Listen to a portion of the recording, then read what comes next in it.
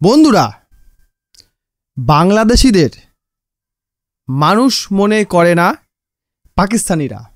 এটা আমরা ভারতীয়রা খুব ভালোভাবেই জানি যে পাকিস্তানিরা বাংলাদেশিদের মুখে ভাই বললেও বাস্তবে তাদেরকে কুকুর ছাগলের থেকেও খারাপ মনে করে।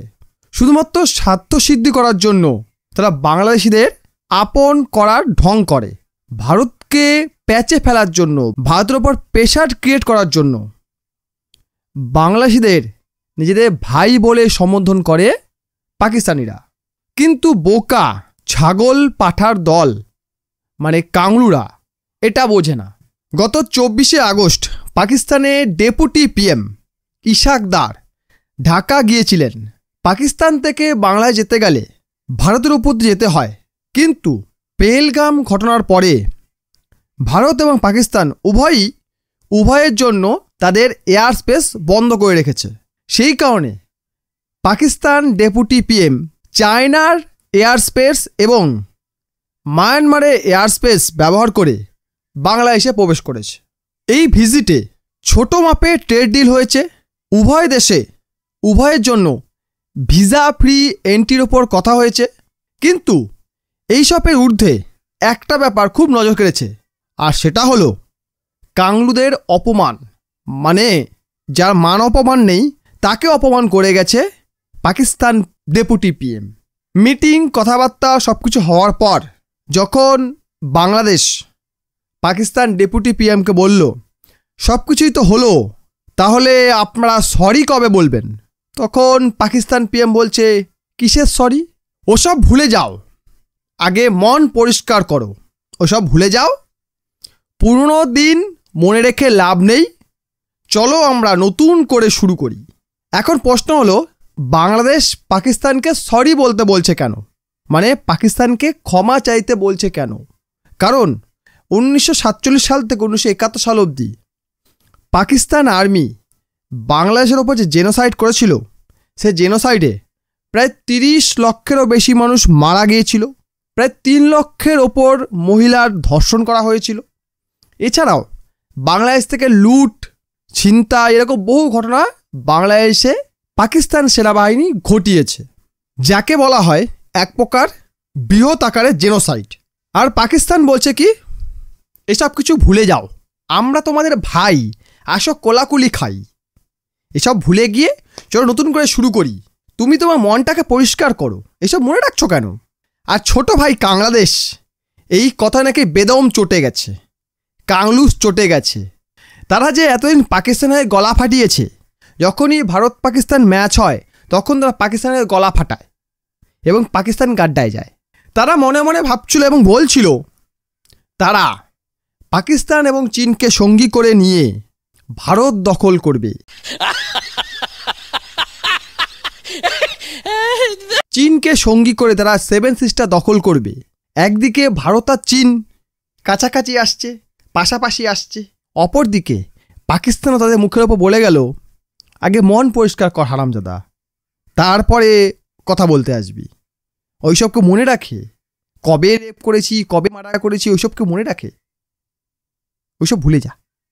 কিন্তু এখন বড় প্রশ্ন হচ্ছে এটাই যে পাকিস্তান সরি বলছে না কেন? সরি বলে তো মিটে যায়, হ্যাঁ আমরা ভুল করেছি, অপরাধ করেছি, আমাদের ক্ষমা করে দিও, সব ভুলে গিয়ে নতুন শুরু করি, বললেই হতো। কারণ বাংলায় শুধু এটুকুই বলছে যে একবার সরি তো বলো যে তোমরা লার্জ স্কেলে জেনোসাইড করেছো, সেটা একটা সরি বলো, একটা ব্যাস মিটে গেল। কিন্তু পাকিস্তান বলছে না কেন? তারা তো আমেরিকা, চীন, বিভিন্ন ইউরোপিয়ান দেশের বিভিন্ন জায়গায় পা চেটে বেড়ায়, ভিক্ষা করে বেড়ায়। তাহলে বাংলাদেশের কাছে সরি বলতে দোষ কোথায়? কারণ ইকোনমিক্যালি বাংলাদেশ পাকিস্তানের থেকে একটু পাওয়ারফুল, দুজনে প্রায় সেম হলেও বাংলাদেশ একটু ওপরে আছে।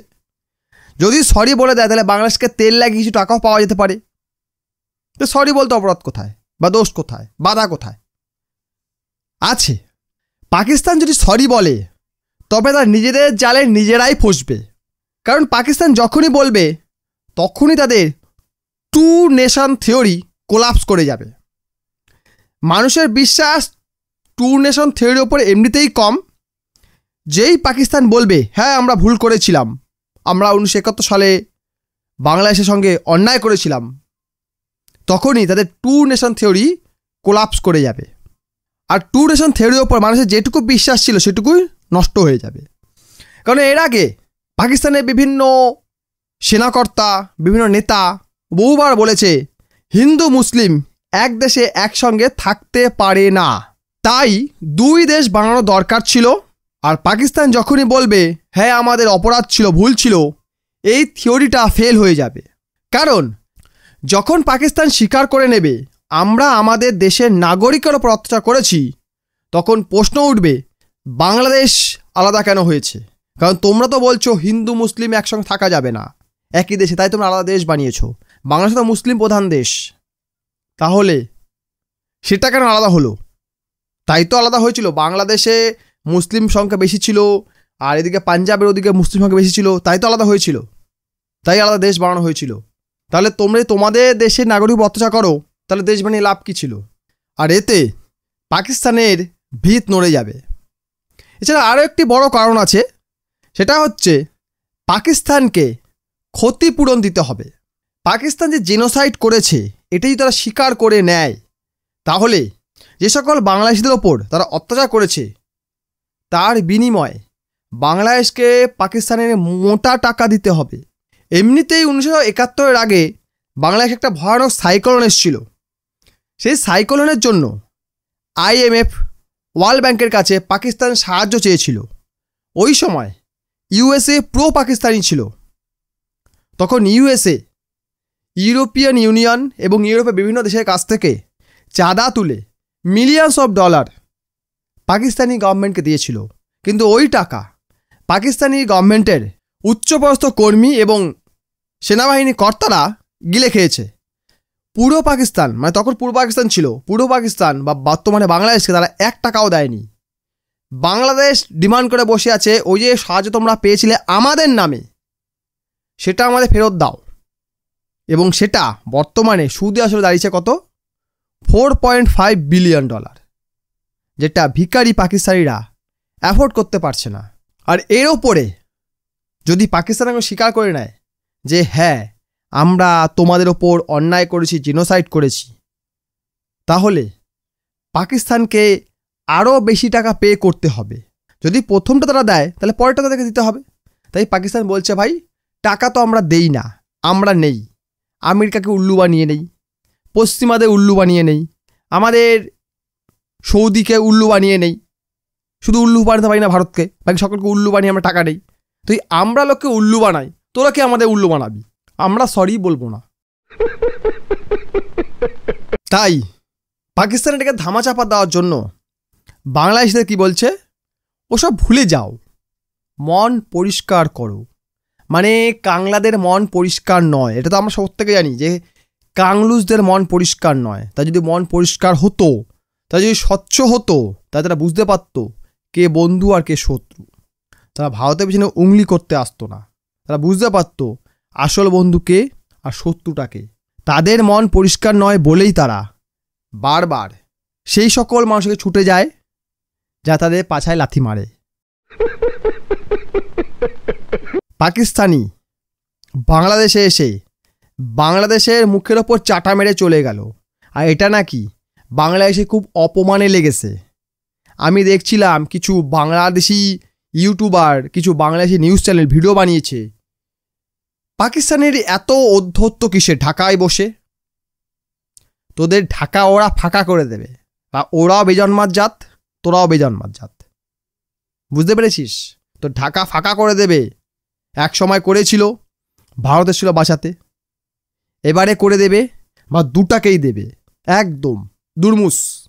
তখন USA পাকিস্তানের পাশে ছিল, এখনও USA পাকিস্তানের পাশে দাঁড়ানোর চেষ্টা করছে, কিন্তু 71-এ ভারত আর 25-এ ভারতের তফাৎ তো রয়েছে, সেটা আমেরিকাও জানে। কাজেই অত সহজে খোল্লাম খুল্লি তারা ভারতের এগেনস্টে গিয়ে পাকিস্তানকে হেল্প করবে, বা ব্রিটেনের মতো বা ফ্রান্সের মতো দেশগুলি পাকিস্তানকে হেল্প করবে, এটা ভাবাটা মূর্খামি হবে। যদিও মূর্খামিতে পাকিস্তান এবং বাংলাদেশ ওস্তাদ, তাই তো তারা পাকিস্তানের মতো দেশকে তাদের দেশে ভিসা ফ্রি এন্ট্রি দেয়। কেউ তো বাংলায় যেতে চায় না, ওই ময়লা আবর্জনার মধ্যে কে যাবে ভাই? কেউ যেতে চায় না। তাই পাকিস্তানিদের এন্ট্রি দিচ্ছে। পাকিস্তানিরা ওদেশে যাবে, চুরি সাস্তামি ডাকাতি করবে, নিয়ে পগার পার হবে। Tata bye bye good bye. কিছুদিন আগে বাংলাদেশে একটা খবর দেখছিলাম, ওই নিয়ে আমি ভিডিও বানিয়েছি। বাংলাদেশের বিমানবন্দরের কর্মী বিমানের চাকা খুলে বেচে দিচ্ছে। তো ওরকমই হবে, তোদের বিমান পাকিস্তানে যাবে, পাকিস্তানে বলবে এই বিমান আর যাবে না, এটা আমাদের, আমাদের জমিতে পড়ছে মানে এটা আমাদের, তোরা ভাগ। এরকমই হবে। আর ওরা এখানে আসবে, যা কিছু পাবে তুলবে, নিয়ে পালায়, বলবে এটা আমার, পালাই, কিছুই করতে পারবি না। যেমন এতগুলোকে মেরেও বলছে ভুলে যাও, সেরকমই বলবে ওটা আমার হয়েছে, ভুলে যাও, সব বাদ দাও। আগামী দিনে পাকিস্তান এবং বাংলাদেশ নিয়ে অনেক নিউজ আসবে। তো চ্যানেলটিকে সাবস্ক্রাইব করে বেল আইকনটি প্রেস করে রাখুন, যাতে আমার ভিডিও নোটিফিকেশান আপনি পেয়ে যান সবার আগে। ভিডিও দেখার জন্য অসংখ্য ধন্যবাদ।